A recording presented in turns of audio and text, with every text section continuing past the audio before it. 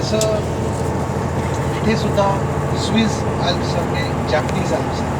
Northern side टोकियोपासून 3 तास, ओसाकापासून 3 तास एक सेंटर पॉईंट वरती. त्या सेंटर पॉईंटला त्या लोकांनी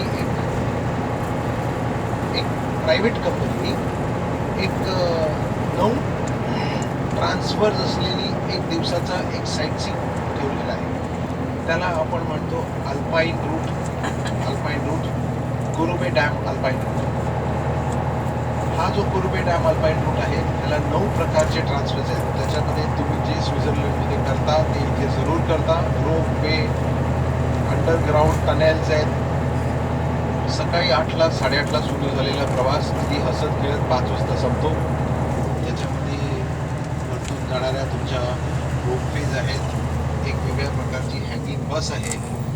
असं सगळं करत करत आपण 9 तास प्रवासामध्ये 9 ट्रान्सफर्स करतो.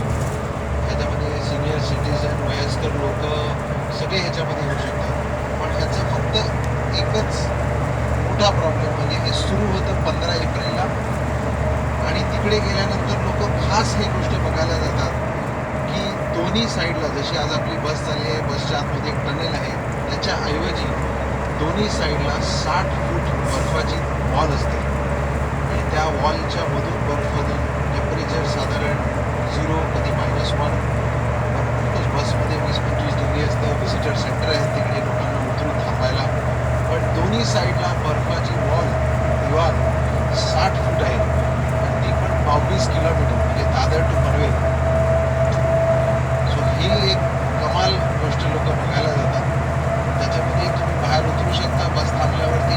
तिथं व्हिजिटर सेंटरला जाऊन बर्फात खेळून परत तुम्ही येऊन त्याच बसमध्ये बसून रोप वे,